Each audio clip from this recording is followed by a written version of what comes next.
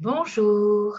Alors, pour cette vidéo de fin novembre avec un temps absolument magnifique, j'ai eu envie de parler aujourd'hui de la linéarité temporelle, du passé, du présent, du futur et surtout des incréments de 10 secondes qui nous sont proposés par Access Consciousness. Donc, je suis Alexandra Perrol, je suis facilitatrice de changement et je travaille plus particulièrement, en tout cas j'accompagne plus particulièrement toutes les personnes qui sont en phase de transition, que ce soit personnelle ou professionnelle, et qui cherchent à contacter leurs ressources intérieures et donner un sens différent à leur vie. Alors, revenons à cette temporalité justement, quand on veut donner un sens différent à sa vie. Par rapport au passé, en fait, nous avons tendance à l'utiliser comme point de référence. Je m'explique. On va dire, eh bien, par exemple, je ne peux pas faire ceci parce que dans le passé, je n'y suis pas arrivée. J'ai déjà essayé, ça n'a pas marché, pourquoi est-ce que je recommencerais? Oui, mais bon, jamais personne n'a jamais réussi ça dans le passé, pourquoi est-ce que j'y arriverai? Voilà. Et en fait, on prend simplement des expériences passées comme point de référence sans forcément les mettre en question, sans se poser à soi-même la question et de se dire, OK, dans le passé, on n'y est pas arrivé, et si je pouvais le faire, et si je pouvais prendre peut-être comme enseignement, s'il y a des enseignements à prendre, ce qu'il y a eu dans le passé, non pas pour en tirer des conclusions, mais juste pour poser des questions et demander, OK, qu'est-ce qu'il y a de juste que je peux prendre des expériences passées? Qu'est-ce qu'il y a de bon que je peux prendre des expériences passées? Et maintenant, si je crée ma vie, là, tout de suite, sans point de référence, hein, si le matin, je me lève et je ne sais pas qui je suis, et que je dois me recréer à nouveau, vous voyez, je fais un peu l'expérience Jason Bourne, pour ceux qui ont regardé les films d'espionnage, et je dois tout recréer à nouveau. Du coup, à peu près tout devient possible puisque je n'ai aucun point de référence. Donc, je n'ai rien qui est bloqué dans ma tête qui me dit non, non, mais là, ça, tu peux pas le faire, tu te rends compte, tu n'y es jamais arrivé avant. Donc, en fait, tu n'en sais rien. Vous allez partir, tu vas partir dans une exploration et te dire, OK, je ne sais pas si je sais le faire, je ne sais pas si je peux le faire, donc je vais essayer. Et aussi, ce que j'aime beaucoup avec Access Consciousness, donc il y a cette idée d'incrément de 10 secondes.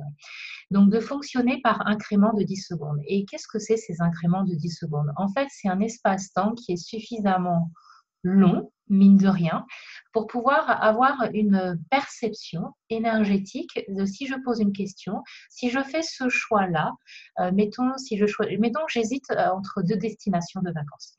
Si je choisis d'aller en Grèce. Qu'est-ce que ça va créer pour ma vie? C'est quoi l'énergie que je perçois? Et si je choisis d'aller plutôt en Turquie, qu'est-ce que ça va créer pour ma vie? Qu'est-ce que je perçois comme énergie qui remonte? OK, c'est valable 10 secondes. Donc maintenant, je fais un autre choix et je me donne toujours cette possibilité de refaire toujours des autres choix, cet incrément de 10 secondes me permet de ne jamais rester fixé, de ne jamais rester figé dans quelque chose. Alors évidemment, ce n'est pas une obligation de changer d'avis toutes les 10 secondes. D'ailleurs, rien n'est une obligation, ce sont simplement que des questions à poser et des perceptions énergétiques à recevoir et puis des nouveaux choix à faire.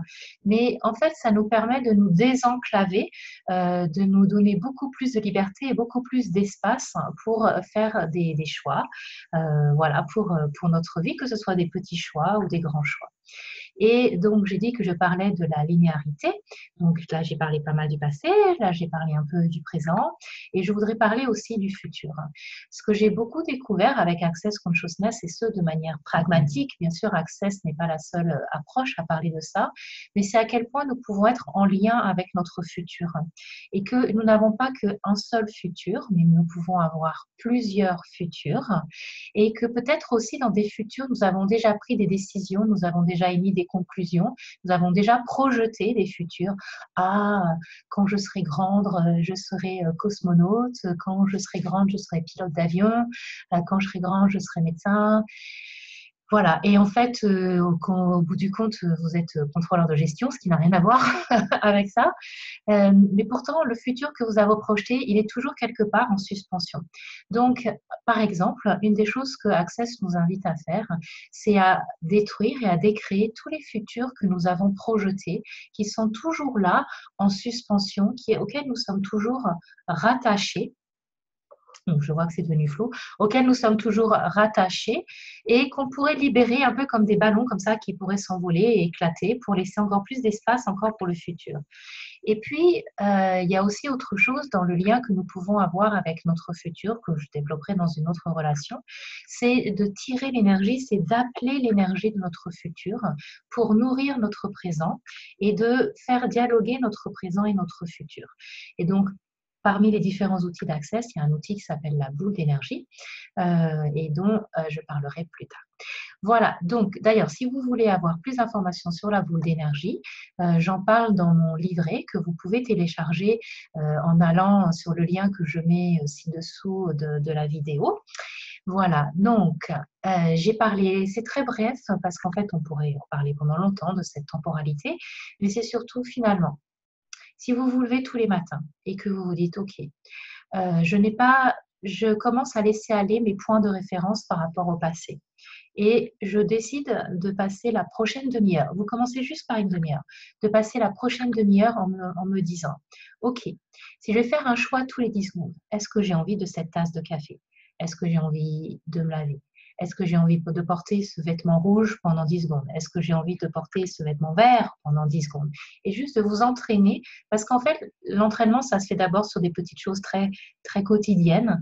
Donc, pendant une demi-heure, ça peut être quand vous vous levez, ça peut être une autre demi-heure dans la journée, quand vous voulez, vous vous entraînez et vous dites, OK, si je fais ce choix pendant 10 secondes, qu'est-ce que je perçois comme information? Qu'est-ce qui remonte comme information, comme énergie? OK, j'ai le droit de changer d'avis. Maintenant, si je fais cet autre choix, qu'est-ce que je perçois? Qu'est-ce que ça va créer pour mon futur? Qu'est-ce que ça crée pour mon présent?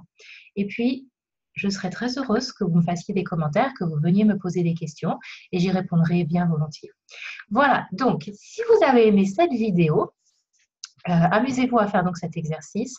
Je vous invite aussi, ce serait vraiment sympa de votre part, si vous avez aimé cette vidéo, donc à cliquer j'aime en dessous de la vidéo. Pourquoi? Parce qu'en fait, ça contribue à la visibilité de la vidéo, tout simplement.